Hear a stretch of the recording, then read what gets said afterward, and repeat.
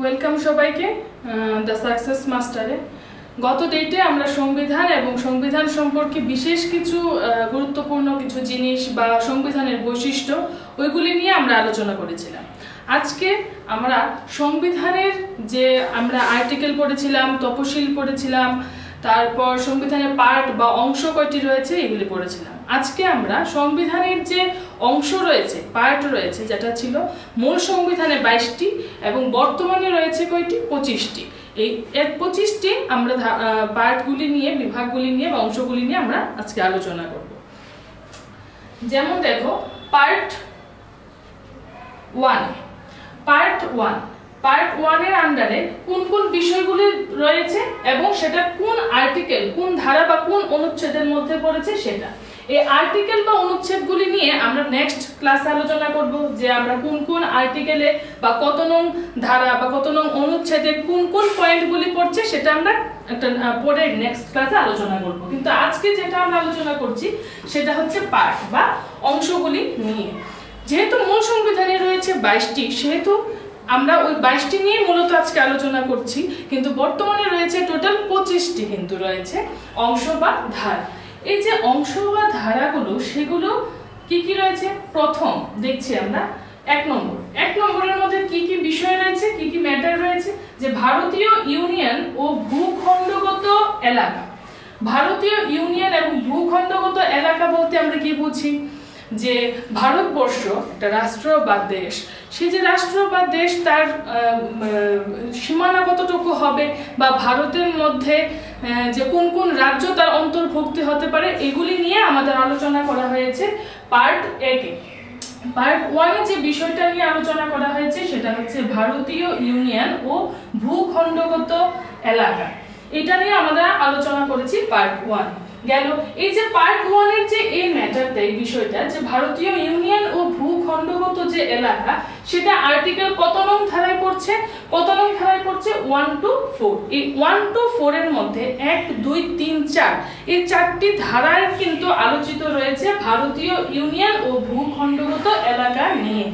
এই যে 4টা 1, 2, 3 এবং 4টা, এই 4টা ধারাতে রয়েছে কোন বিষয়গুলো নিয়ে, ভারতীয় ইউনিয়ন ও ভূখণ্ডগত এলাকা। এই সমস্ত মানে ভারতবর্ষের মধ্যে ভূখণ্ডগত বা ইউনিয়নটা কি কি রকমের হতে পারে সেগুলো এই 4টা ধারাতে কিন্তু আমি বিস্তৃতভাবে আলোচনা করছি। আজকে শুধুমাত্র আলোচনা করব আমরা পার্ট 1 এর মধ্যে কি বিষয় পড়ছে, আর ধারাগুলো যেগুলো রয়েছে, যে অনুচ্ছেদগুলো বা আর্টিকেলগুলো, সেটা হচ্ছে 1 থেকে 4 নং ধারার মধ্যে রয়েছে ভারতীয় ইউনিয়ন ও ভূখণ্ডগত এলাকা। এখন প্রশ্ন এখান থেকে কিরকম আসতে পারে, 2 ধরনের প্রশ্ন এখান থেকে আসতে পারে। প্রথম যেরকম আসতে পারে, যে ভারতীয় সংবিধানের 1 নং অংশে বা পার্ট বা বিভাগ যেটাই বলা হয়, সেটাতে কোন বিষয়টা রয়েছে, যদি আসে যে কোন বিষয় নিয়ে ভারতীয় সংবিধানের পার্ট 1 এ আলোচিত রয়েছে, সেটা হবে ভারতীয় ইউনিয়ন ও ভূখণ্ডগত এলাকা। আরেকটা প্রশ্ন বা কোয়েশ্চেন হতে পারে 2 ধরনের, যেটা হচ্ছে যে ভারতীয় ইউনিয়ন ও ভূখণ্ডগত এলাকা নিয়ে সংবিধানের কত নং ধারায় বা কত নং আর্টিকেলে আলোচিত রয়েছে, সেটা হবে 1 থেকে 4 নং ধারায় বা 1 থেকে 4 নং আর্টিকেলে গেল এটা। নেক্সট হচ্ছে 2 নম্বর, সেটা হচ্ছে কি 2 নম্বর পার্টে কি রয়েছে, নাগরিকত্ব। এটা হচ্ছে এই যে পার্ট বা অংশগুলো, সেগুলো কিন্তু এই যে 22টা আমরা পার্ট জানি, মূল সংবিধানের যে 22টা অংশ বা 22টা পার্ট রয়েছে সেটা নিয়ে আলোচনা হচ্ছে। 1 নম্বর গেল এটা। নেক্সট আমরা আসলাম 2 নম্বর অংশ বা 2 নম্বর পার্টে কি রয়েছে, নাগরিকত্ব। ঠিক আছে, নাগরিকত্ব হচ্ছে 2 নম্বর অংশের যে মূল বিষয় সেটা। কিন্তু এই যে আর্টিকেল বা ধারায় কত পড়ছে, সেটা হচ্ছে 5 থেকে 11। 5 থেকে 11 নং ধারার মধ্যে বা আর্টিকেলের মধ্যে আমরা আলোচিত রয়েছে কি, নাগরিকত্ব নিয়ে আলোচিত রয়েছে।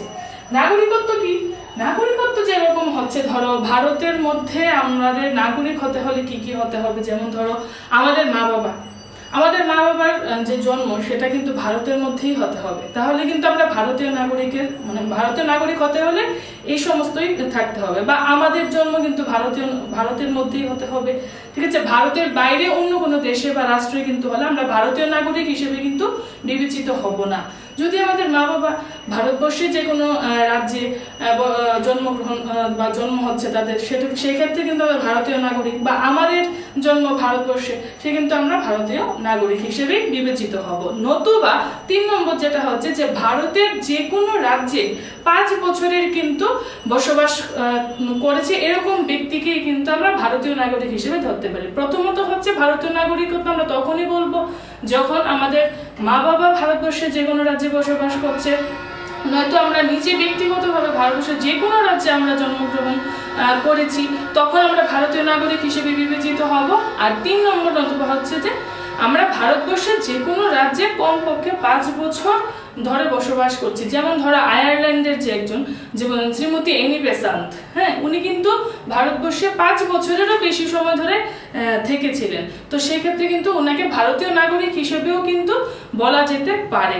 ঠিক আছে, তো ভারতীয় নাগরিকত্বটা নিয়ে বলা হয়েছে কোথায়, এই যে নাগরিকত্ব,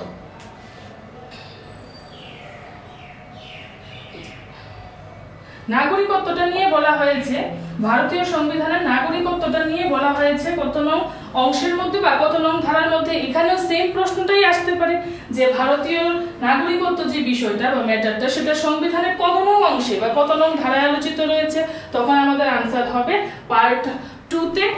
এবং যদি আসে নাগরিকত্ব যে রয়েছে ভারতীয় সংবিধানে সেটা সংবিধানের কত নং আর্টিকেল বা কত নং ধারায় রয়েছে, সেক্ষেত্রে হবে 5 থেকে 11। এবার ভারতীয় নাগরিক হতে হলে কি কি বৈশিষ্ট্য বা কি কি থাকলে পরে আমরা ভারতীয় নাগরিক বলে বিবেচিত হব, সেক্ষেত্রে আমি কিন্তু তোমাদের বলে দিলাম। নেক্সট, এবার হচ্ছে মৌলিক অধিকার। মৌলিক অধিকার এটা একটা কিন্তু খুবই ইম্পর্টেন্ট একটা পয়েন্ট। যেরকম ধরো মৌলিক অধিকার রয়েছে কত নং পার্টের মধ্যে বা কত নং অংশে, সেটা হচ্ছে সংবিধানের পার্ট নম্বর 3 তে 3 নম্বর ধারার মধ্যে কিন্তু রয়েছে মৌলিক অধিকারগুলো নিয়ে কিন্তু আলোচিত রয়েছে। এবং আর্টিকেল বা ধারা আমরা কতটুকু রয়েছে, 12 থেকে 35। 12 থেকে 35-এর মধ্যেই কিন্তু আমাদের যে এই যে মৌলিক অধিকার রয়েছে টোটাল কয়টা, 6টা রয়েছে বর্তমানে, আগে ছিল 7টা, এবং সম্পত্তির অধিকারকে কিন্তু বাদ দিয়ে বর্তমানে 6টা রয়েছে। এই যে মৌলিক অধিকারগুলো রয়েছে কত নং অংশে বা কত নং ধারার মধ্যে সংবিধানে, সেটা হচ্ছে 3 নং ধারার মধ্যে।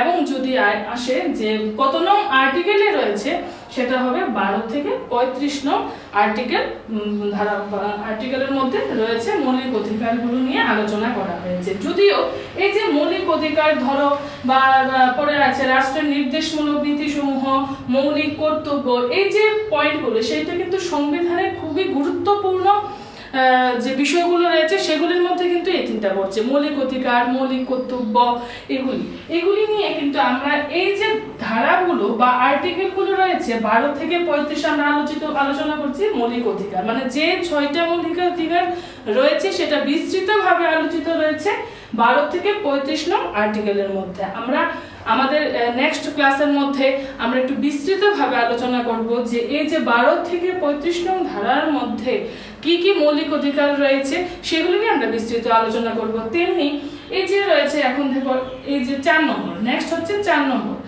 4 নং যে অংশে বা 4র্থ নং অংশের মধ্যে পার্টের মধ্যে রয়েছে রাষ্ট্রের কিছু নির্দেশমূলক নীতিসমূহ।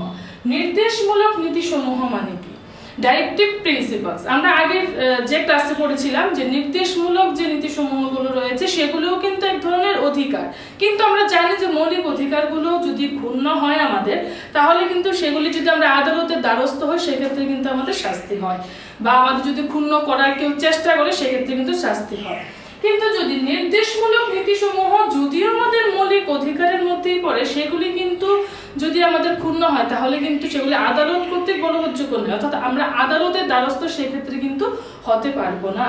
কিন্তু এখানে যে বলা হয়েছে পার্ট 4-এ কোন বিষয়টা রয়েছে, রাষ্ট্রের নির্দেশমূলক নীতিসমূহ অর্থাৎ কি ডাইরেক্টিভ প্রিন্সিপালস, এবং কত নং আর্টিকেল বা ধারার মধ্যে রয়েছে 36 to 51 নং ধারার মধ্যে আলোচনা করা হয়েছে। মৌলিক অধিকার আলোচিত রয়েছে কত নং আর্টিকেলে, 12 থেকে 35। যদি কোশ্চেন আসে কত নং অংশে বা কত পার্টে এই মৌলিক অধিকারগুলো নিয়ে আলোচিত রয়েছে, সেটা হবে নাম্বার 3 গেল, 4র্থ গেল। এবার আসি এই যে 4 4 আমরা পড়লাম কি রাষ্ট্রের নির্দেশমূলক নীতিসমূহ রয়েছে কত নং আর্টিকেলে 36 to 51। এবার প্রশ্ন আসছে এটা কি, এই যে 4 এর এ নং ধারার মধ্যে রয়েছে মৌলিক কর্তব্যসমূহ। মৌলিক কর্তব্যসমূহ কত নং আর্টিকেল বা ধারার মধ্যে রয়েছে 51 এর এ। আমরা জানি মৌলিক কর্তব্য রয়েছে কিন্তু টোটাল 11টা। পূর্বে বা মূল সংবিধানে রয়েছিল 10টা, পরবর্তী সময়ে কিন্তু সেটাকে 86তম সংবিধান সংশোধনের মধ্য দিয়ে কিন্তু 6 থেকে 14 বছর বয়স্ক সমস্ত শিশুদের শিক্ষার আওতায় আনার জন্য কিন্তু সেই অভিভাবকদের যে কর্তব্য, তাদের মা বাবার যে কর্তব্য, সেটা কিন্তু হয়েছে। টোটাল হয়েছে 11টি মৌলিক কর্তব্য। এই যে মৌলিক কর্তব্যটা কিন্তু এই যে নতুন অ্যামেন্ডমেন্ট করে, মানে বলে না যে সংবিধান সংশোধন, বা সংশোধন বলতে কিন্তু পরিবর্তন করা না। আমরা জানি যে সংবিধান কত নং ধারা অনুযায়ী সংশোধন করা যায়, সেটা হচ্ছে 368 নং ধারা অনুযায়ী কিন্তু সংবিধানকে সংশোধন করা যায়। এই যে সংবিধান সংশোধন যে করা যায় সেটা কিন্তু কোথা থেকে নেওয়া হয়েছে? দক্ষিণ আফ্রিকা থেকে নেওয়া হয়েছে। দক্ষিণ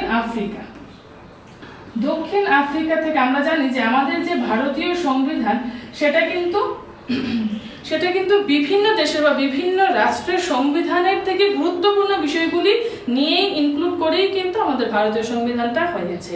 যেমন ধরো মৌলিক অধিকার, মৌলিক কর্তব্য, নির্দেশমূলক নীতি, এগুলি। সংবিধান সংশোধনটা নেওয়া হয়েছে দক্ষিণ আফ্রিকা থেকে। কত নং ধারা অনুযায়ী আমরা সংবিধান সংশোধন করতে পারবো? 368 নং ধারা অনুযায়ী আমরা কিন্তু সংবিধানকে সংশোধন করতে পারি। এবার সংশোধন বলতে কি বোঝায়? তার যে সংবিধান বলতে কিন্তু গুরুত্বপূর্ণ বিষয়গুলো, কিছু কিছু জিনিস এগুলোর মধ্যে অ্যাড করে, কিছু মডিফাই করে কিন্তু সংশোধন করা হয়। সংশোধন করা মানে সংবিধানের যে মূল প্রকৃতি বা মূল যে তার নীতিগুলো, সেগুলিকে পুরোপুরি ভাবে আমরা কিন্তু চেঞ্জ করতে পারি না। নেক্সট হচ্ছে এই যে 4 এর এ নং ধারার মধ্যে কিন্তু কিছু অ্যামেন্ডমেন্ট পাস করা হয় বা সংবিধান সংশোধনের মাধ্যমে কিন্তু নতুন কিছু আমরা মানে কি করি, অ্যাড করি। এবার 4 এর শুধুমাত্র যদি 4 অংশটি আসে, যে 4 নং অংশের মধ্যে কি রয়েছে, তাহলে সেক্ষেত্রে হবে রাষ্ট্রের নির্দেশমূলক নীতিসমূহ, আর্টিকেল 36 to 51। এবার যদি আসে 4 এর এ নং ধারার মধ্যে, সেক্ষেত্রে বিষয়টা হয়ে যাবে মৌলিক কর্তব্য নিয়ে আলোচনা করা হয়েছে 4 এর এ নং ধারার অংশের মধ্যে। এবং কত নং আর্টিকেল বা ধারার মধ্যে রয়েছে 51 এ নং ধারার মধ্যে কিন্তু মৌলিক কর্তব্যগুলি নিয়ে আলোচনা করা হয়েছে। সেই ক্ষেত্রেও কিন্তু আমাদের দুইটি প্রশ্ন হয়, কত নং আর্টিকেল বা ধারার মধ্যে রয়েছে মৌলিক কর্তব্য, সেটা হবে 51 এর এ নং ধারার মধ্যে। এবং যদি হয় কত নং পার্টে বা কত নং অংশে আলোচিত রয়েছে, যে বিষয়গুলো কোন বিষয়টা আলোচিত রয়েছে, সেক্ষেত্রে হবে মৌলিক কর্তব্য। গেল। এবার আসি 5 নং অংশের মধ্যে, কেন্দ্রের শাসন ব্যবস্থা ও সরকার। কেন্দ্রের শাসন ব্যবস্থা ও সরকার, সেন্ট্রাল গভর্নমেন্ট কিরকম ভাবে শাসন করবে, সেন্ট্রাল গভর্নমেন্ট কিরকম ভাবে গঠিত হবে, সেরকম সেন্ট্রালের সমস্ত কিছু বিষয় নিয়ে কিন্তু আলোচনা করা হয়েছে আর্টিকেল 57 to 151 নং ধারার মধ্যে। কেন্দ্রের সমস্ত বিষয়াদি নিয়ে, গুরুত্বপূর্ণ বিষয়াদি নিয়ে আলোচিত রয়েছে আর্টিকেল নম্বর এততে। এবং 5 নং ধারার মধ্যে তাহলে আমরা দেখলাম যে 3 নম্বর এই যে মৌলিক অধিকার, নির্দেশমূলক নীতি, মৌলিক কর্তব্য, এগুলি যে যে ধারার মধ্যে রয়েছে, প্রত্যেকটা ধারা নিয়ে কিন্তু আমাদের বিস্তৃত আলোচনা করতে হবে, বিস্তৃতভাবে জানতে হবে। সেজন্য কিন্তু আমরা পরবর্তী যে ক্লাসগুলি থাকবে সেগুলি কিন্তু আমরা এগুলির উপরেই নিয়ে আসবো, যে মৌলিক কর্তব্যগুলি কোন কোন ধারার মধ্যে, কোন কোন ধারার মধ্যে কি কি মৌলিক কর্তব্য নিয়ে আর কয়টা কি কিভাবে আলোচিত রয়েছে, সেটা আমরা বিশদভাবে আলোচনা করব নেক্সট ক্লাসগুলিতে। আজকে শুধু আমরা করছি যে এই অংশগুলো, এই যে পার্টগুলো, 22টি যে অংশ রয়েছে, সেই অংশগুলি নিয়ে কি করছি আমরা আলোচনা করছি। কেন্দ্রের শাসন ব্যবস্থা এবং সরকার, সেটা রয়েছে কত নং অংশ বা কত নং ধারার মধ্যে, সেটা রয়েছে 5 নং অংশের মধ্যে রয়েছে কোন বিষয়টা, কেন্দ্রের শাসন ব্যবস্থা এবং সরকার। কত নং আর্টিকেল বা ধারার মধ্যে 57। গেল। নেক্সট আসি নাম্বার 6। এবার হচ্ছে 6 নং ধারার মধ্যে। গেল, এতক্ষণ গেল কোনটা, কেন্দ্রের শাসন ব্যবস্থাটা কি হবে বা কেন্দ্রীয় সরকার কিভাবে গঠিত হবে, সেটা আমরা আলোচনা করলাম। এবার 6 নং অংশ বা 6 নং পার্টের মধ্যে কি রয়েছে, এই যে পার্ট নম্বর 6 সেটার মধ্যে হচ্ছে রাজ্যের শাসন ব্যবস্থা ও সরকার। আমাদের যেমন ত্রিপুরা রাজ্য, ধরো ত্রিপুরা রাজ্যের শাসন ব্যবস্থাটা কি রকম হচ্ছে, ত্রিপুরা রাজ্যের সরকার, এই সমস্ত বিষয়াদি কিন্তু রয়েছে সংবিধানের কত নং অংশে বা কত নং পার্টের মধ্যে, সেটা হবে 6 নং। 6 নং পার্টের মধ্যে রয়েছে রাজ্যের শাসন, কেন্দ্রের আলাদা কেন্দ্রীয় সরকার বা কেন্দ্রীয় শাসন ব্যবস্থা, সেটা পার্ট নম্বর হবে 5 এ, আর রাজ্যের শাসন ব্যবস্থা এবং রাজ্যের সরকার হলে সেটা হয়ে যাবে পার্ট নম্বর 6 এ।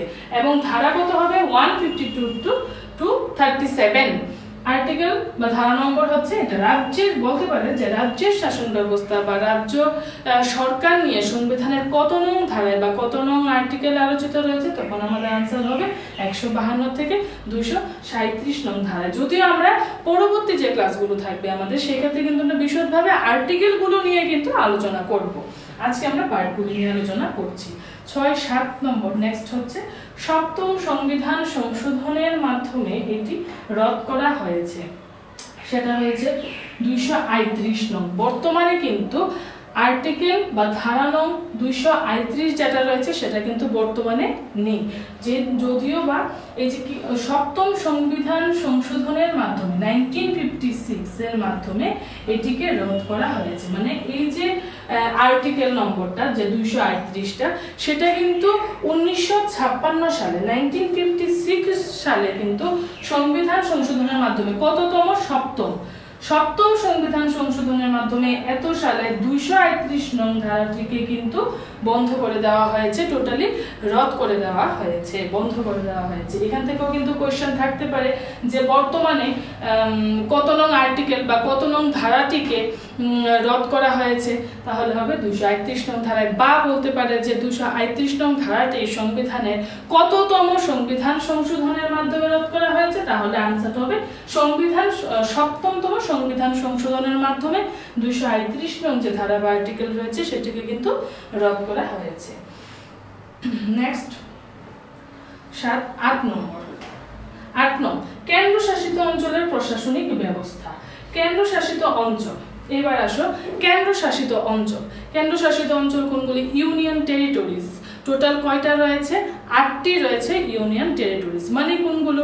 কেন্দ্রশাসিত অঞ্চল বলতে আমরা বুঝি যেটা মানে রাজ্যের মধ্যে কোনো মুখ্যমন্ত্রী থাকবে না, রাজ্যের আওতাধীন কোনো কিছু থাকবে না, সেটা ডাইরেক্ট হবে কেন্দ্রের আন্ডারে, কেন্দ্রে ডাইরেক্ট ওটার মধ্যে শাসন করবে। টোটাল রয়েছে 8টি কেন্দ্রশাসিত কিন্তু অঞ্চল রয়েছে ইউনিয়ন টেরিটরিজ। আমরা জানি যে এরকম ধরো কোনগুলি 8টি: আন্দামান নিকোবর দ্বীপপুঞ্জ, তারপরে ধরো চণ্ডীগড়, হ্যাঁ, পুদুচেরি, লাদাখ, দমন ও দিউ, হ্যাঁ, এগুলি কিন্তু রয়েছে। আরো 2-3টা রয়েছে, এগুলি হচ্ছে টোটাল 8টা আমাদের রয়েছে ইউনিয়ন টেরিটরিজ রয়েছে টোটাল 8টা, অর্থাৎ কেন্দ্রশাসিত অঞ্চল যে সমস্ত, বা আন্দামান নিকোবর দ্বীপপুঞ্জে ধরো, বা লাদাখ আছে, পুদুচেরি আছে, চণ্ডীগড়, দিল্লি, জম্মু কাশ্মীর, এগুলি কিন্তু রয়েছে আমাদের কেন্দ্রশাসিত অঞ্চল। সর্বমোট ইউনিয়ন টেরিটরিজ টোটাল রয়েছে কয়টি?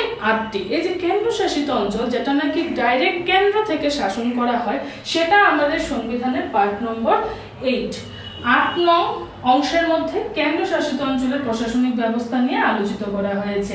আর্টিকেল বা ধারা নম্বর কত? 239 থেকে 242 নং ধারার মধ্যে কিন্তু আমাদের কেন্দ্রশাসিত অঞ্চলের প্রশাসনিক ব্যবস্থাগুলি নিয়ে আলোচনা করা হয়েছে। নেক্সট ক্লাসগুলিতেও কিন্তু আমরা আলোচনা করব যে 239 থেকে 242 নং যে ধারার মধ্যে যে কেন্দ্রশাসিত অঞ্চল রয়েছে সেগুলি কি কি প্রশাসনিক ব্যবস্থা কোন কোন ধারার মধ্যে রয়েছে, সেটা আমরা ধারা যখন পড়বো বা আর্টিকেলের ক্লাস যখন পড়বো সেক্ষেত্রে আমরা বিস্তৃতভাবে আলোচনা করব। আজকে আমরা জানলাম যে 8 নং অংশে কিন্তু কেন্দ্রশাসিত অঞ্চলের প্রশাসনিক ব্যবস্থাগুলি নিয়ে আলোচনা করা হয়েছে। কেন্দ্রশাসিত অঞ্চল আমরা জানলাম টোটাল রয়েছে 8টি। নেক্সট 9 কত নং? পঞ্চায়েত ব্যবস্থা সম্পর্কে আলোচনা করা হয়েছে সংবিধানের কত নং পার্টে, কত নং অংশে? 9 নং অংশে। 9 নং অংশের মধ্যে এবং আর্টিকেল নম্বর 243 থেকে 243 পর্যন্ত আলোচনা করা হয়েছে পঞ্চায়েত ব্যবস্থা সম্পর্কে। কত নং ধারার মধ্যে রয়েছে এবং কত নং অংশের মধ্যে 9 নং অংশের মধ্যে কিন্তু আমাদের পঞ্চায়েত ব্যবস্থা সম্পর্কে আলোচনা করা হয়েছে। অংশটা হচ্ছে 9 নম্বর, পঞ্চায়েত ব্যবস্থা সম্পর্কে। আমরা জানি কিন্তু পঞ্চায়েত ব্যবস্থা রয়েছে কিন্তু তিনটা স্তর, ত্রিস্তরীয় পঞ্চায়েত ব্যবস্থা। আমরা নেক্সট ক্লাসগুলোর মধ্যে ত্রিস্তরীয় পঞ্চায়েত ব্যবস্থা সম্পর্কেও আলোচনা করব। তো পঞ্চায়েত ব্যবস্থা সম্পর্কে আলোচনা করা হয়েছে 9 নং অংশের মধ্যে। এর আরেকটা হচ্ছে 9 এর এ নং ধারায়, সেটা হচ্ছে পৌর শাসন ব্যবস্থা সংক্রান্ত বিষয়াদি আলোচনা করা হয়েছে 9 এর এ নং ধারায়। শুধুমাত্র সিঙ্গেল 9 অংশের মধ্যে পঞ্চায়েত ব্যবস্থা সম্পর্কে আলোচনা করা হয়েছে। আর যদি বলে 9 এর এ নং ধারার মধ্যে কোন বিষয়াদি নিয়ে আলোচনা করা হয়েছে, সেটা হচ্ছে পৌর শাসন ব্যবস্থা নিয়ে আলোচনা করা হয়েছে। আর্টিকেল নম্বর 243 পি থেকে 243 ZG পর্যন্ত এই আর্টিকেল বা এই ধারার মধ্যে কিন্তু রয়েছে তোমার পৌর শাসন ব্যবস্থা সংক্রান্ত সমস্ত বিষয়াদি নিয়ে বিস্তৃত আলোচনা করা হয়েছে। কত নং অংশে, সেটা হচ্ছে পৌর শাসন ব্যবস্থা হচ্ছে 9 এর এ, আর পঞ্চায়েত ব্যবস্থা যদি আসে তাহলে হবে 9 নং অংশের মধ্যে। এটা একটু আমাদের খেয়াল রাখতে হবে যে সিঙ্গেল 9 বা 9 এর এ, এগুলি একটু মানে বিশেষভাবে খেয়াল রাখতে হবে, কারণ এগুলো একটু গুলিয়ে যায়। 9 নং অংশের মধ্যে পঞ্চায়েত ব্যবস্থা নিয়ে আলোচনা করা হয়েছে, আবার 9 এর এ নং ধারার মধ্যে পৌর শাসন ব্যবস্থা নিয়ে আলোচনা করা হয়েছে। 9 এর মধ্যে দেখো নতুন ভাবে এগুলি কিন্তু ইনক্লুড করা হয়েছে। এই যেরকম ধরো 9 এর পঞ্চায়েত ব্যবস্থা রয়েছে এত নং ধারায়, আরেকবার বলা হয়েছে 9 এর এ, এবং এখানে আবার বলা হয়েছে 9 এর বি।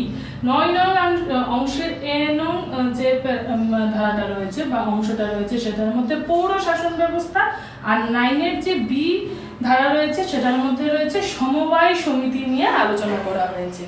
এবং কত নং ধারার মধ্যে আলোচনা করা হয়েছে 243 ZH থেকে 243 ZT, এটা হচ্ছে আর্টিকেল নম্বরটা, ধারার নম্বরটা। 243 ZH থেকে 243 ZT মধ্যে আলোচনা করা হয়েছে সমবায় সমিতি নিয়ে আলোচনা করা হয়েছে। নেক্সট আসো, এই যে 9 এ গেল, আমি আবার বলছি পঞ্চায়েত ব্যবস্থা অনলি 9 নং অংশের মধ্যে পঞ্চায়েত ব্যবস্থা নিয়ে আলোচনা করা হয়েছে। 9 এর এ নং ধারাতে পৌর শাসন ব্যবস্থা নিয়ে আলোচনা করা হয়েছে, এবং 9 এর বি নং ধারাতে কিন্তু সমবায় সমিতি নিয়ে আলোচনা করা হয়েছে। এই যে 9 এর মধ্যে এ, বি এবং সিঙ্গেল 9, এগুলির মধ্যে একটু ভালোভাবে খেয়াল রাখতে হয়। নেক্সট হচ্ছে 10 তপশিলি জাতি ও তপশিলি উপজাতি অঞ্চল সমূহ, শিডিউল ট্রাইব এবং শিডিউল ট্রাইব, আর হচ্ছে এসটি এবং এসসি যারা শিডিউল কাস্ট, তপশিলি জাতি এবং তপশিলি উপজাতি অঞ্চল সমূহ কোনগুলো কত নং ধারার মধ্যে, সংবিধানের 10ম অংশের মধ্যে কিন্তু আলোচিত রয়েছে। তপশিলি জাতি এবং তপশিলি উপজাতি কোন কোন এরিয়ার মধ্যে রয়েছে সেটা কিন্তু আলোচিত রয়েছে, এবং ধারা কোনটা 244 থেকে 244 এ নং ধারার মধ্যে, 244 থেকে 244 এ নং ধারার মধ্যে আলোচিত রয়েছে তপশিলি জাতি ভুক্ত বা তপশিলি উপজাতি অঞ্চল সমূহগুলি বিস্তৃতভাবে রয়েছে। নেক্সট হচ্ছে 11, কি বলেছে, কেন্দ্র এবং রাজ্যের মধ্যে শাসনতান্ত্রিক সম্পর্ক। কেন্দ্র এবং রাজ্যের মধ্যে শাসনতান্ত্রিক সম্পর্ক। আমরা জানি যে আমাদের ভারতবর্ষের মধ্যে কেন্দ্র এবং রাজ্য দুটো রয়েছে ঠিকই, কিন্তু এটার মধ্যে শাসনের ক্ষেত্রে কিন্তু কেন্দ্রেরই প্রাধান্যতা বেশি থাকে। তো এখানে বলা হয়েছে যে 11 নং অংশের মধ্যে কিন্তু কেন্দ্র এবং রাজ্যের মধ্যে শাসনতান্ত্রিক সম্পর্কটা, এই বিষয়টাই রয়েছে, এবং আর্টিকেল নম্বর 245 থেকে 263 নং ধারার মধ্যে বিস্তৃতভাবে আলোচিত রয়েছে কেন্দ্র এবং রাজ্যের মধ্যে শাসনতান্ত্রিক সম্পর্ক নিয়ে। তাহলে আমরা দেখলাম কি 9 নং ধারার মধ্যে গেল পঞ্চায়েত ব্যবস্থা, 9 এর মধ্যে গেল পৌর শাসন, বি এর মধ্যে সমবায় সমিতি গেল। নেক্সট হচ্ছে 12 অর্থ সম্পদ চুক্তি। কত নং পার্টের মধ্যে, 12 নং পার্টের মধ্যে রয়েছে অর্থ সম্পদ এবং চুক্তি। এই যে বিষয়টা রয়েছে সেই সম্পদ, অর্থ, টাকা পয়সা, কারোর সঙ্গে কারোর চুক্তি, সম্পদ, এগুলি নিয়ে কিন্তু ভারতীয় সংবিধানের 12 নং অংশের মধ্যে বা পার্টের মধ্যে আলোচিত রয়েছে, এবং কত নং আর্টিকেল বা কত নং ধারার মধ্যে রয়েছে 264 থেকে 300 এর মধ্যে এই আর্টিকেল বা এই ধারার মধ্যে প্রশ্ন কিন্তু আমি বারবারই বলছি কিন্তু দু ধরনেরই কিন্তু হতে পারে। একটা হতে পারে পার্ট বা কত নং অংশের মধ্যে কোন কোন বিষয়াদি রয়েছে দিয়েও আসতে পারে, বা বলতে পারে এই যে বিষয়গুলি রয়েছে যে অর্থ সম্পদ বা চুক্তি এটা সংবিধানের কত নং ধারায় রয়েছে বা কত নং আর্টিকেলের মধ্যে আলোচিত রয়েছে, তাহলে হবে 264 থেকে 300 নং ধারার মধ্যে রয়েছে। 12 গেল। নেক্সট হচ্ছে 13 কি বলছে ব্যবসা বাণিজ্য। 13 এর মধ্যে আলোচিত রয়েছে কি ব্যবসা বাণিজ্য নিয়ে আলোচনা করা হয়েছে। আর্টিকেল রয়েছে 301 থেকে 307 এর মধ্যে ব্যবসা বাণিজ্য সম্পর্কে কিন্তু আলোচিত রয়েছে। 14 নং ধারার মধ্যে কেন্দ্র এবং রাজ্য সরকারের চাকরি, কেন্দ্র এবং রাজ্য সরকারের সমস্ত চাকরি নিয়ে কিন্তু আলোচনা করা হয়েছে। কত নং অংশের মধ্যে 14, তাহলে 12 হতে গেল অর্থ সম্পদ এবং চুক্তি এই সমস্ত বিষয়গুলি রয়েছে পার্ট 12তে। 13তে রয়েছে ব্যবসা বাণিজ্য এবং 14 এর মধ্যে রয়েছে কেন্দ্র এবং রাজ্য সরকারের চাকরি এই সমস্ত বিষয় রয়েছে। আর্টিকেলের কত নম্বর 308 থেকে 323 নং ধারার মধ্যে 308 থেকে 323 নং ধারার মধ্যে রয়েছে যে কেন্দ্র এবং রাজ্য সরকারের যে চাকরিগুলি হয় সেগুলি নিয়ে বিস্তৃতভাবে আলোচনা করা হয়েছে আর্টিকেল 308 থেকে 323 নং ধারার মধ্যে। নেক্সট 15 নং ধারায় আমি আগে যেটা বললাম এটা হচ্ছে 14 গেল। দেন 14 নং ধারা। 14 নং ধারার মধ্যে কি রয়েছে বিশেষ প্রশাসনিক ট্রাইব্যুনাল গঠন। ট্রাইব্যুনাল গঠন মানে কি দেখবে যে কেন্দ্রের বা রাজ্য সরকারের যে চাকরিগুলি থাকে যেমন কেন্দ্রের ক্যাট সেট এগুলির মধ্যে যে সমস্ত আমরা যদি কোনো মানে নিয়োগ সংক্রান্ত কোনো ঝামেলা হয় যে আমরা বেতন পাচ্ছি না বা আমার অ্যাপয়েন্টমেন্ট লেটার নিয়ে কোনো ধরনের অসুবিধা হচ্ছে সেই ক্ষেত্রে কিন্তু আমরা এই ট্রাইব্যুনাল গঠন করতে পারি। আমরা ডাইরেক্ট কিন্তু আমাদের যেতে হবে না যে হাইকোর্ট বা সুপ্রিম কোর্টে, ঠিক আছে, তখন আমরা এই ট্রাইব্যুনালটা গঠন করব। সেটা কত নং ধারায় বলা হয়েছে 14 নং ধারায়। 14 নং ধারায় বলা হয়েছে বিশেষ প্রশাসনিক ট্রাইব্যুনাল গঠন। সেটা সংবিধানের 323 থেকে 323 এর থেকে 323 এর বি নিয়ে আলোচনা করা হয়েছে। এটার মধ্যে হচ্ছে 323 এর মধ্যে রয়েছে প্রশাসনিক যে কাজগুলি রয়েছে বা প্রশাসনিক যে বিষয় ডিপার্টমেন্টে রয়েছে সেটা আসে। এটা বি হচ্ছে প্রশাসনিক ব্যবস্থা ছাড়া অন্যান্য যে জবগুলি রয়েছে সেগুলির জন্য। এগুলিতে যদি ধরো প্রশাসনিক বলতে যেমন আমাদের কেন্দ্রের মধ্যে যেমন ধরো ক্যাট পরীক্ষা হচ্ছে বা সেট, তখন যদি আমরা যদি বেতন আমাদের ঠিক মতো আমরা পাচ্ছি না তখন কিন্তু আমরা এই ট্রাইব্যুনালের মধ্যে কিন্তু আমরা গিয়ে আপিল করতে পারি। দেন হচ্ছে 15 নির্বাচন ও নির্বাচন কমিশন নিয়ে আলোচনা রয়েছে। আর্টিকেল পার্ট নম্বর কত 15 এর মধ্যে কিন্তু নির্বাচন ও নির্বাচন কমিশন নিয়ে আলোচনা করা হয়েছে এবং আর্টিকেল নম্বর 324 থেকে 329 এর নং ধারার মধ্যে রয়েছে নির্বাচন এবং নির্বাচন কমিশন নিয়ে আলোচনা।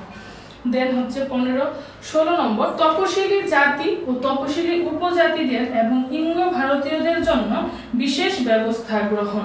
এটা আলোচনা করা হয়েছে কত নং পার্টের মধ্যে 16 নং পার্টের মধ্যে এবং কত নং আর্টিকেল বা কত নং ধারা 330 থেকে 342 নং ধারার মধ্যে কিন্তু আলোচিত রয়েছে।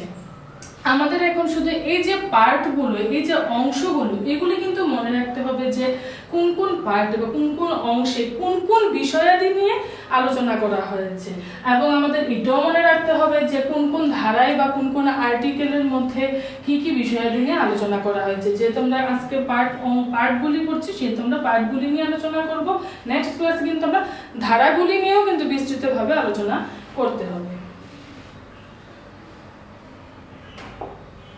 নেক্সট 17 সরকারি ভাষাসমূহ। সরকারি ভাষাসমূহ সম্পর্কে রয়েছে কত নং ধারায় 17 নং ধারার মধ্যে রয়েছে। 17 নং ধারার মধ্যে রয়েছে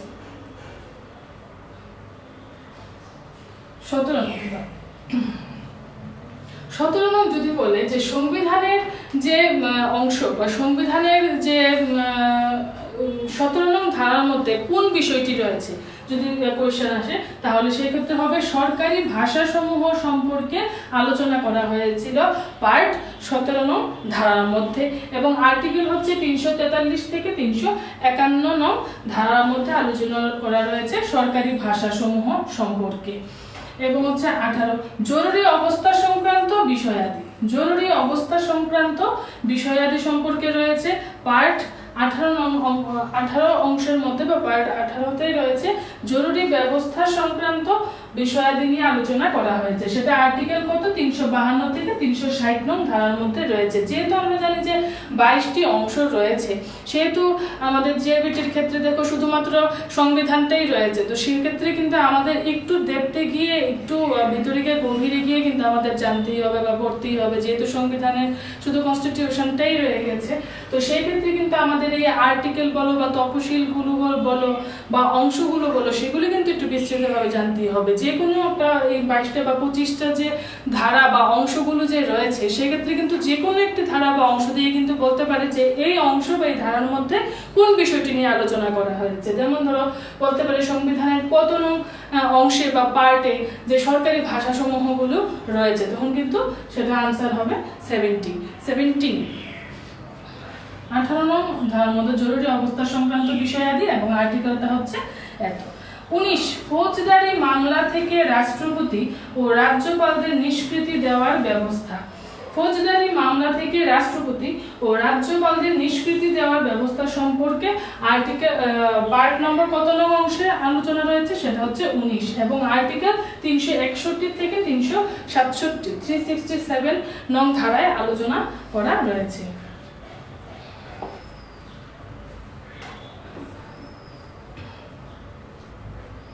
20 নম্বর সংবিধান সংশোধন পদ্ধতি। আমি আগে একটু বলেছিলাম যে সংবিধান সংশোধন আমরা কোন দেশ বা কোন রাষ্ট্র থেকে নিয়ে থাকি, সেটা হচ্ছে দক্ষিণ আফ্রিকা, এবং সেটা কত নং ধারায় 368 নং ধারা অনুযায়ী কিন্তু সংবিধান সংশোধন কিন্তু করা হয়েছে। এখন অবধি কিন্তু একবারই সংবিধানটা সংশোধন করা হয়েছে, তাও সেটা ইন্দিরা গান্ধীর সময়ে কিন্তু করা হয়েছিল সংবিধান সংশোধনটা। সংবিধান সংশোধন বলতে কিন্তু তার মূল যে নীতিগুলো বা মূল যে বিষয়গুলো রয়েছে সেটাকে কিন্তু পরিবর্তনটা কিন্তু বোঝায় না, এটাকে একটু মডিফাই করে আরেকটু মানে উন্নত করাটাকে বোঝানো হয় যে সংবিধান সংশোধন পদ্ধতি। সংবিধানের কত নং ধারায় রয়েছে 20 নং অংশের মধ্যে কিন্তু আলোচনা রয়েছে সংবিধান। এটাও কিন্তু ইম্পর্টেন্ট একটা বিষয়। সংবিধান সংশোধন পদ্ধতিটা সংবিধান সংশোধন কত নং অংশে বা কত নং পার্টে রয়েছে, সেটা হবে 20 নং, এবং কত নং ধারা অনুযায়ী আমরা সংবিধান সংশোধন করতে পারবো, সেটা হচ্ছে 368 নং ধারা অনুযায়ী। নেক্সট হচ্ছে 21 নং পার্টের মধ্যে কি রয়েছে অস্থায়ী বিশেষ ব্যবস্থা সমূহ গ্রহণ, এবং আর্টিকেল কত নং ধারার মধ্যে রয়েছে 369 থেকে 392 নং ধারার মধ্যে রয়েছে অস্থায়ী বিশেষ ব্যবস্থা সমূহ গ্রহণ। নেক্সট 22 নং সংবিধানের সংক্ষিপ্ত শিরোনাম সূচনা ও বাতিল সম্পর্কিত ব্যবস্থা সমূহ। সংবিধানের সংক্ষিপ্ত শিরোনাম সূচনা ও বাতিল সম্পর্কিত ব্যবস্থা সমূহ নিয়ে আলোচনা করা হয়েছিল পার্ট নম্বর 22 মধ্যে, এবং আর্টিকেল কত রয়েছে 393 থেকে 395 নং ধারার মধ্যে রয়েছে সংবিধানের সংক্ষিপ্ত শিরোনাম এবং সূচনা এবং বাতিল সম্পর্কিত ব্যবস্থা সমূহ। নেক্সট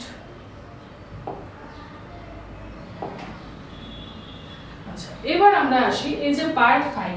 এবার আমরা 22টা টোটাল 22টা কিন্তু আমরা মূল যে সংবিধানের অন্তর্ভুক্ত যে অংশ রয়েছে টোটাল 22টা, ওই 22টা কিন্তু আমরা পড়ে নিয়েছি। এখন আমরা আসি এই যে পার্ট 5 আমরা পড়লাম, পার্ট 5 আমরা পড়ে নিয়েছি, মানে 5 নম্বর যে অংশ বা পার্টটা রয়েছে সেটার মধ্যে আমরা কি জেনেছিলাম, সেটার মধ্যে আমরা জেনেছিলাম যে কেন্দ্রের শাসন ব্যবস্থা ও সরকার। এটার মধ্যে কিছু কিছু বিশেষ যে মানে কেন্দ্রের শাসন ব্যবস্থা ও সরকারের মধ্যে কি কি পড়ছে, এটা ধরো যে প্রশাসনিক ব্যবস্থা, সংসদ। এই যে প্রশাসনিক ব্যবস্থা এবং সংসদ আর্টিকেল 52 থেকে 78 নং ধারায়, সংসদে নিয়ে আলোচনা করা হয়েছে 79 থেকে 122 নং ধারায়। রাষ্ট্রপতির ক্ষমতা সংক্রান্ত কি কি ক্ষমতা রয়েছে একজন রাষ্ট্রপতি, সেটা আর্টিকেল 123 নং ধারায়। কেন্দ্রীয় বিচার বিভাগ নিয়ে আর্টিকেল 124 থেকে 147 নং ধারায়। এবং অধ্যায় 5-এ ভারতের কম্পোট্রোলার এবং অডিটর জেনারেল রয়েছে আর্টিকেলের 148 থেকে 151 নং ধারায়। এগুলি হচ্ছে এটার ভিতরে মানে কেন্দ্রের শাসন ব্যবস্থা ও সরকারের অন্তর্ভুক্ত যে গুরুত্বপূর্ণ বিষয়গুলো রয়েছে সেটা রয়েছে মানে পার্ট 5-এর অংশের মধ্যে যে বিষয়গুলো রয়েছে গুরুত্বপূর্ণ বিষয়গুলো সেটা হচ্ছে কেন্দ্রের শাসন ব্যবস্থা এবং সরকার। এই কেন্দ্রের শাসন ব্যবস্থা এবং সরকারের মধ্যে যে গুরুত্বপূর্ণ বিষয়গুলো রয়েছে সেগুলি হচ্ছে 1, 2, 3, 4, 5। এই 5টা গুরুত্বপূর্ণ বিষয় রয়েছে কেন্দ্রের শাসন ব্যবস্থা এবং সরকারের মধ্যে। তাও কত নং অংশের মধ্যে বলতেই পারে যে প্রশাসনিক ব্যবস্থা বা সংসদ, সেটা বা বলতে পারে যে সংসদ নিয়ে কত নং অংশের মধ্যে বা পার্টের মধ্যে আলোচনা করা হয়েছে সেটা কিন্তু হবে পার্ট 5-এ। গেল নেক্সট পার্ট 6-এ আমরা কি বলেছিলাম, কেন্দ্রের গেল, এবার হচ্ছে রাজ্যের শাসন ব্যবস্থা। ঠিক আছে, রাজ্যের শাসন ব্যবস্থা। এবার হচ্ছে কেন্দ্রের মধ্যে আমরা 4-5টা পয়েন্ট পড়লাম। ঠিক আছে, এবার হচ্ছে রাজ্যের শাসন ব্যবস্থা ও সরকার। এগুলির মধ্যে যেরকম ধরো সাধারণ বিষয় রয়েছে রাজ্যের প্রশাসনিক ব্যবস্থা, রাজ্য আইনসভা, রাজ্য সরকারের কি কি ক্ষমতা রয়েছে, রাজ্যের মধ্যে রয়েছে হাইকোর্ট, তারপরে নিচে রয়েছে অধস্তন আদালত। এগুলি সমস্ত বিষয়গুলো কিন্তু রয়েছে এই যে রাজ্যের শাসন ব্যবস্থা এবং সরকার। এটা যদি বলে যে কত নং অংশ বা ধারার মধ্যে রয়েছে তাহলেও হবে 6 নং ধারা, বা যদি বলে হাইকোর্ট সম্পর্কে কত নং অংশ বা পার্টের মধ্যে রয়েছে সেক্ষেত্রে কিন্তু হবে পার্ট 6। বা যদি বলে অধস্তন আদালত নিয়ে আলোচনা করা হয়েছে সংবিধানের কত নং অংশের মধ্যে বা কত নং ধারার মধ্যে, বা বলতে পারে রাজ্য আইনসভা সংবিধানের কত নং অংশ বা কত নং ধারার মধ্যে রয়েছে, কত নং অংশ বা পার্টে রয়েছে, সেক্ষেত্রেও কিন্তু আনসার হবে 6 নং ধারায়। রাজ্যের শাসন ব্যবস্থা ও সরকারের মধ্যে যে গুরুত্বপূর্ণ বিষয়গুলো রয়েছে সেগুলি হচ্ছে এগুলি। এটা দিয়েও আসতে পারে যে রাজ্যের শাসন ব্যবস্থা ও সরকার সংবিধানের কত নং পার্টে আলোচনা করা হয়েছে, বা বলতে পারে রাজ্য আইনসভা বা রাজ্য প্রশাসনিক ব্যবস্থা বা রাজ্য সরকারের ক্ষমতা সংবিধানের কত নং পার্টে বা অংশে আলোচিত রয়েছে। তখন আমাদের আনসার হবে কি পার্ট 6 গেল। নেক্সট হচ্ছে পার্ট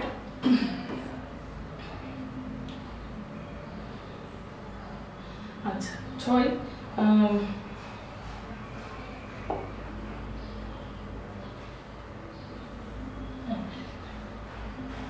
পার্ট 12 আমরা আগে বলেছিলাম যে পার্ট বা অংশ যে 12 নং অংশের মধ্যে বা 12 নং পার্টের মধ্যে কি রয়েছে, অর্থ, সম্পদ এবং যুক্তি। এতক্ষণ আমরা কি দেখলাম যে কেন্দ্রের মধ্যে বা আমরা বললাম যে কেন্দ্রের শাসন ব্যবস্থা বা কেন্দ্রীয় সরকার, ওইগুলির মধ্যে যে গুরুত্বপূর্ণগুলি রয়েছে সেগুলো দিয়েও প্রশ্নে আসতে পারে।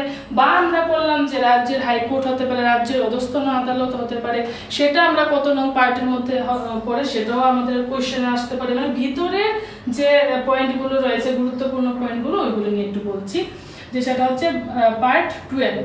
সবগুলি তো আর আমাদের টোটাল আজকে 22টা অংশ বা পার্ট নিয়ে আলোচনা করলাম, সবগুলির যে ভেতরে যে সাব পয়েন্টগুলো রয়েছে গুরুত্বপূর্ণ সেগুলি তো আর বলা বা শেখা জানা সম্ভব না। সেগুলো হচ্ছে সেগুলো ছাড়া যে কতগুলি গুরুত্বপূর্ণ রয়েছে সেগুলি হচ্ছে পার্ট 12। পার্ট 12 আমরা কি নিয়ে আলোচনা করাচ্ছি, অর্থ, সম্পদ এবং চুক্তি। যদি কোশ্চেন আসে যে অর্থ, সম্পদ এবং চুক্তি বিষয়াদি নিয়ে সংবিধানের কত নং অংশ বা পার্টে আলোচিত রয়েছে তাহলে আনসারটা হবে পার্ট 12। এবং এটার অন্তর্ভুক্ত যে গুরুত্বপূর্ণ ছোট ছোট টপিকগুলো বা এগুলি দিয়েও আসতে পারে যে অর্থ সংক্রান্ত বিষয়াদি সংবিধানের কত নং পার্টে আলোচিত হয়েছে, ঋণ গ্রহণ, সম্পদ, চুক্তি, অধিকার, দায়বদ্ধতা, আনুগত্য, এগুলি কত নং পার্টে আলোচনা করা হয়েছে তখন হবে পার্ট 12।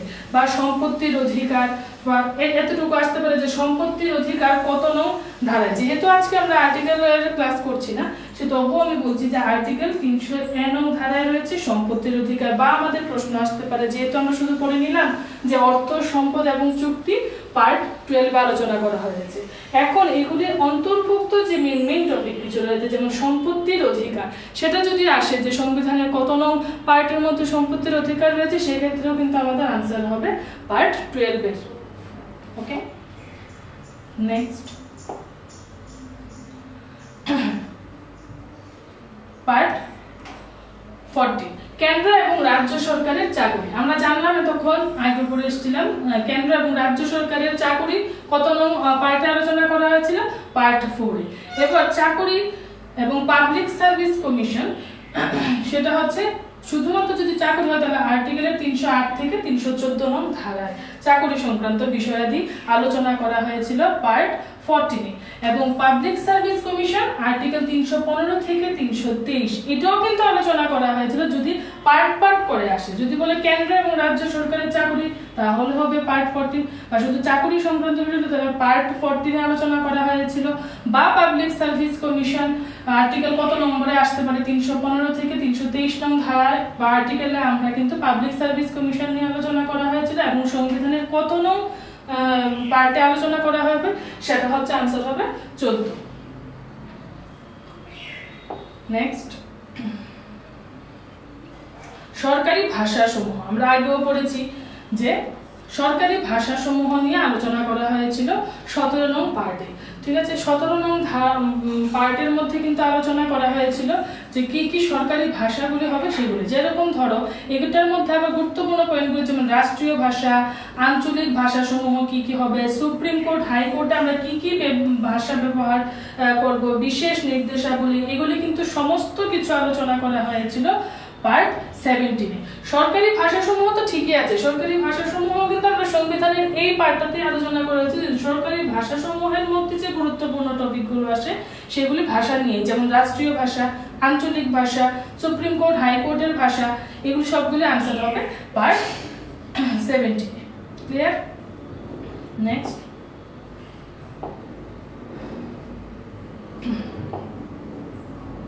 তো এই ছিল আজকে আমাদের সংবিধানের যে গুরুত্বপূর্ণ যে কিছু পার্টগুলি রয়েছে, অংশগুলি রয়েছে, টোটাল যে 22টা, ওই 22টার মধ্যে কি কি বিষয়াদিগুলি রয়েছে সেগুলি নিয়ে আজকে আমরা আলোচনা করলাম। তো সেটার উপরে আমি কিছু প্রশ্ন এনেছি, সেটা হচ্ছে দেখো প্রথম প্রশ্নটা কি,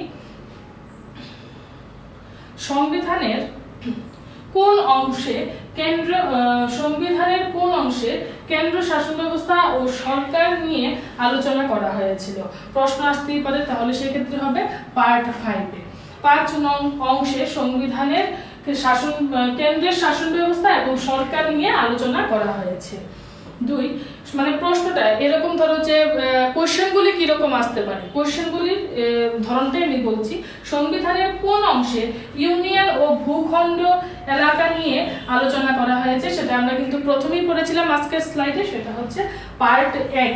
পার্ট 1 কিন্তু সংবিধানের ইউনিয়ন এবং ভূখণ্ড এটা নিয়ে আলোচনা করা হয়েছে। 3 নম্বর, সংবিধানের কোন অংশে মৌলিক কর্তব্য নিয়ে আলোচনা করা হয়েছে, সেটা হচ্ছে পার্ট 4 এর এ নং ধারায়। পার্ট 4 এর এ নং ধারার মধ্যে মৌলিক কর্তব্যগুলি নিয়ে আলোচনা করা হয়েছে। নেক্সট, সংবিধানের কোন অংশে নাগরিকত্ব নিয়ে আলোচনা করা হয়েছে, পার্ট 2।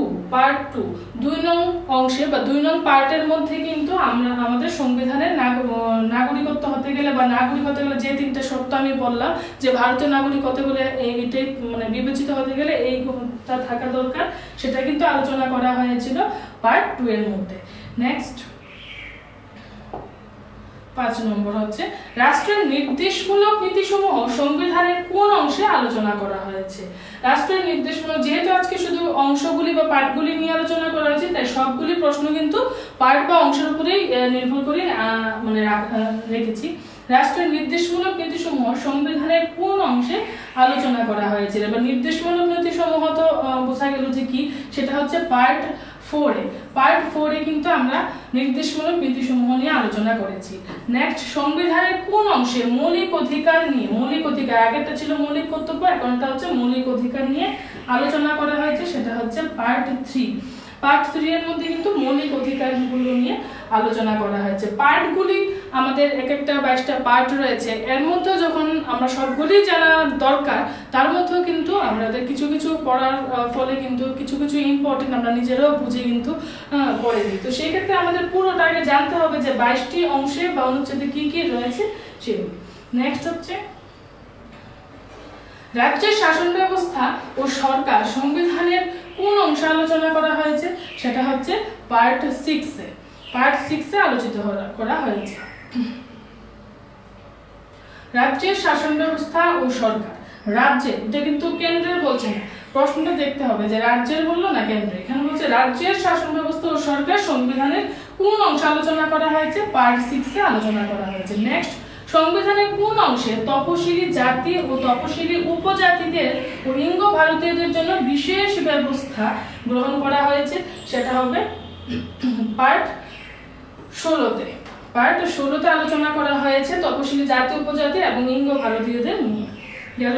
নেক্সট, কেন্দ্রশাসিত অঞ্চলের প্রশাসনিক ব্যবস্থা সংবিধানের কোন অংশে আলোচনা করা হয়েছিল? কেন্দ্রশাসিত অঞ্চল, আমরা জানি যে একটু আগে বললাম যে ইউনিয়ন টেরিটরিজ টোটাল 8টা রয়েছে। 8টা কি কি আমি বললাম, সেই যে 8টা যে ইউনিয়ন টেরিটরিজ রয়েছে, কেন্দ্রশাসিত অঞ্চল রয়েছে, এখানে যে প্রশাসনিক ব্যবস্থাটা রয়েছে সেটা সংবিধানের কত নং অংশে, সেটা হচ্ছে 8 নং পার্টের মধ্যে কিন্তু আলোচনা করা হয়েছে। নেক্সট 10 নম্বর, সংবিধানের কোন অংশে নির্বাচন ও নির্বাচন কমিশন নিয়ে আলোচনা করা হয়েছে?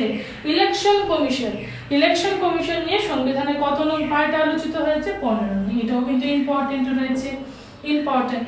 সংবিধানের কোন অংশে নির্বাচন ও নির্বাচন কমিশন নিয়ে আলোচনা করা হয়েছে? পার্ট 15-এ।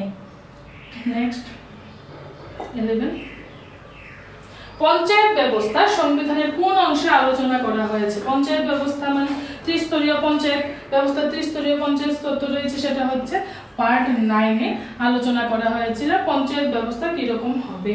কেন্দ্র এবং রাজ্য সরকারের চাকরি সংবিধানের কোন অংশে আলোচনা করা হয়েছে? কেন্দ্র এবং রাজ্য সরকারের চাকরি সংক্রান্ত যে বিষয়গুলি রয়েছে সেটা সংবিধানের কোন পার্টে আলোচনা করা হয়েছে?